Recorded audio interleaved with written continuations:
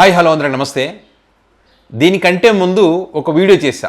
పిఠాపురం నియోజకవర్గంలో టీడీపీ జనసేన పార్టీల మధ్య ఏ రకంగా ఉంది, నాగబాబు గారు అక్కడికి వెళ్తే మరి వర్మ అభిమానులు ఏ రకంగా నినాదాలు చేశారు, వీళ్ళు నినాదాలు చేస్తే వాళ్ళు ఏ రకంగా చేస్తారు, అక్కడ మరి ఉద్రిక్త పరిస్థితులు నెలకొంటాయన్న ఉద్దేశంతో పోలీసులు వారిని ఏ రకంగా పక్కకు తీసుకువెళ్ళారో దానికి సంబంధించి ఒక వీడియో చేయడం జరిగింది. సో దానికి సంబంధించి మరొక ట్విస్ట్ అని చెప్పాలి, మామూలు కాదు. నేను ఇప్పుడు ఈ అంశానికి సంబంధించి కొన్ని న్యూస్ ఛానల్ చూశాను, అసలు ఏం జరుగుతుంది కనుక్కుందామని చూసా. మామూలుగా అంటారు అబ్బా ఏం చెప్తారు అంటారు కదా, వాళ్ళు అట్లా చెప్తుంటే నాకు అదే గుర్తొచ్చింది, నవ్వు వస్తుంది నాకు. ఎందుకు ఈ మాట అంటున్నానంటే, ఎందుకు నవ్వు వస్తుంది అన్నానంటే, ఇప్పుడు 2 రోజుల పర్యటనకు సంబంధించి నాగబాబు గారు ఎమ్మెల్సీ హోదాలో తొలిసారికి పిఠాపురం నియోజకవర్గం పోయారు. అంటే వీళ్ళు ఏంటంటే పవన్ కళ్యాణ్ గారు ఆదేశించారంట 85 లక్షలతో ఏదో అర్బన్ ప్రైమరీ సెంటర్ కానీ అదేవిధంగా అన్న క్యాంటీన్లు ఓపెన్ చేయాలని చెప్పి కార్యక్రమాలు 2 రోజుల కార్యక్రమాలను నిర్ణయించుకున్నారు వాళ్ళు. అయితే మరి ఆ నియోజకవర్గం వెళ్ళినప్పుడు మరి పొత్తులో భాగంగా ఉన్నప్పుడు ఖచ్చితంగా అక్కడ ఉన్నటువంటి టీడీపీ పార్టీ నాయకులని అదేవిధంగా బీజేపీ పార్టీ నాయకులను కూడా పిలుచుకోవాలి, ఆ కార్యక్రమంలో ఇన్వాల్వ్ చేయాలి వాళ్ళని కూడా. కానీ అదేది చేయకుండా నాగబాబు గారు పర్యటన చేపట్టారు. మరి జనసేన పార్టీ టీడీపీ పార్టీ నాయకులు పిలవకుండా అన్న క్యాంటీన్ ఓపెన్ చేస్తూ ఉంటే అక్కడికి వీళ్ళు వెళ్ళడం, జై వర్మ నినాదాలు చేయడం, వాళ్ళు నినాదాలు చేయడం జరిగింది అక్కడ. సో దీనికి ఏమంటారంటే, ఇలాంటి ఘటనలు ముందే జరుగుతాయని వీళ్ళకి తెలుసంట. ఎందుకంటే అక్కడ నినాదాలు చేసింది టీడీపీ పార్టీ కాదు, వాళ్ళ ముసుగులో వచ్చినటువంటి వైసీపీ పార్టీ నాయకులంట. ఈ ముందస్తుగానే తెలుసు ఇలాంటి చేసి టీడీపీ జనసేన మధ్య విభేదాలు సృష్టిస్తారని తెలిసి భారీ బందోబస్తు ఏర్పాటు చేశారు. సో పోలీసులు కూడా అందులో భాగంగానే ఇక్కడ ఉన్నారని చెప్పి వీళ్ళు కవర్ చేస్తూ ఉన్నారు. ఇంకా చూడండి ఏం చెప్తాను చెప్పండి. బహిరంగంగానే నాగబాబు గారు అక్కడ వర్మ కర్మ అని మాట్లాడినటువంటి మాట మనం చూడలేదా?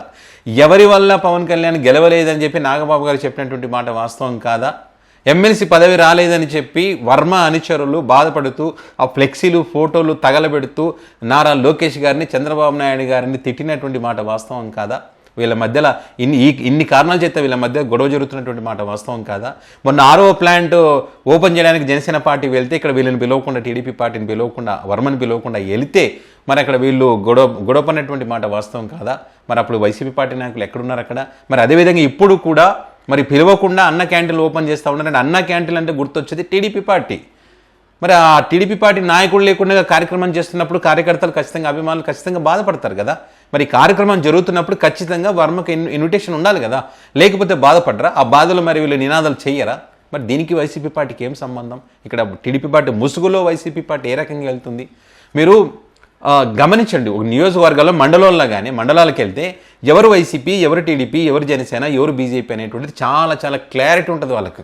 వీడు పలానా పార్టీ వాడు, వీళ్ళు పలానా పార్టీ వాడు అని తెలుసు వాళ్ళకి. ఎవరు ఏ పార్టీ వాడు అని మీడియాకు కూడా తెలుసు. వీడి ఏ పార్టీ నుంచి వచ్చాడు వాళ్ళకు కూడా అవగాహన ఉంటుంది వాళ్ళ పైన. ఆ మండలంలో ఉన్న రిపోర్టర్ ఉంటారు, వాళ్ళకు కూడా ఐడియా ఉంటుంది. సో ఇవన్నీ క్లారిటీ ఉంటుంది. వాళ్ళు చెప్పరా అప్పుడే? టీడీపీ పార్టీ నాయకులు చెప్పరా? లేదా జనసేన పార్టీ నాయకులు లోకల్ ఉంటారు కదా, వాళ్ళనే చెప్తారు కదా వీడు కాదు పలానా వైసీపీ పార్టీ నాయకులని. అట్లా అటు గుర్తుపడతానని వైసీపీ పార్టీ కూడా తెలుసు కదా. తెలిసి ఆడు పోయి ఆ గుంపులో ఉండి నినాదాలు చేసి జై వర్మ అంటే పక్కన ఉన్నాడని చూడడా?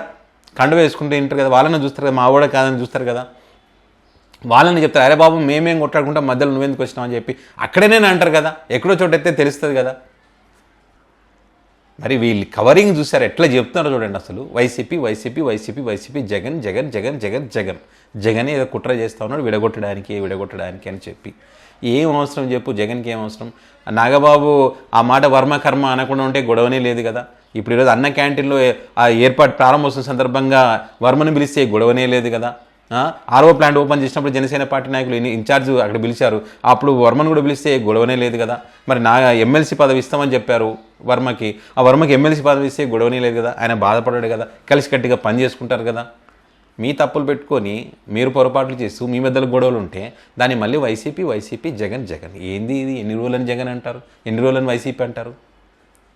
ఎప్పుడు పక్కనోని మోసం చేస్తే ఎంతో కొంత బాగుపడతారని చెప్పి పూరి జగన్నాథ్ తన వీడియోలో చెప్తూ ఉంటాడు. కొన్ని సినిమాలు కూడా డైలాగ్ పెట్టాడు. కానీ తాను మోసం చేసుకుంటే సంకనాకిపోతారని చెప్పాడు. అట్లా ఉంది వీళ్ళది కూడా. కావాలంటే చూడండి కొన్ని ఛానల్ ఈ అంశానికి సంబంధించి ఎట్లా కవర్ చేస్తూ ఉన్నాయో. వైసీపీ పార్టీ కుట్రకు తెరలేపొచ్చు, విభేదాలు సృష్టించవచ్చు, టీడీపీ ముసుగులో రావచ్చు, జనసేన అభిమానుల ముసుగులో రావచ్చు, ఏదైనా రావచ్చు. అక్కడ నినాదాలు చేసి గొడవ సృష్టిస్తారు కాబట్టి భారీ భద్రత కల్పించారంట. ఈ స్థాయిలో వాళ్ళు మాట్లాడుతూ ఉంటే ఇంకేం చేస్తాం చెప్పండి. ప్రజల్ని నమ్మించడానికి అనమాట. ఇదంతా నిజంగా అక్కడ గొడవ జరుగుతుందని వీళ్ళకి తెలిసినప్పుడు దాన్ని ఏం చేయాలి? జనసేన టీడీపీ మధ్యలో లేదు, వైసీపీ పార్టీ వాళ్ళు కావాలని చేశారనేటువంటి ఒక అబద్ధపు ప్రచారాన్ని ప్రజల్లోకి తీసుకెళ్లి ప్రజలు నమ్మించేటువంటి ఒక ప్రయత్నంలో భాగంగా ఇదంతా జరుగుతూ ఉంది. వైసీపీ పార్టీ నాయకులు మరి ఆ నియోజకవర్గంలో ఉన్నటువంటి రాష్ట్ర స్థాయి అక్కర్లేదు, నియోజకవర్గంలో ఉన్న వాళ్ళని కనీసం దీనికి సంబంధించి ఒక క్లారిటీ ఇవ్వండి.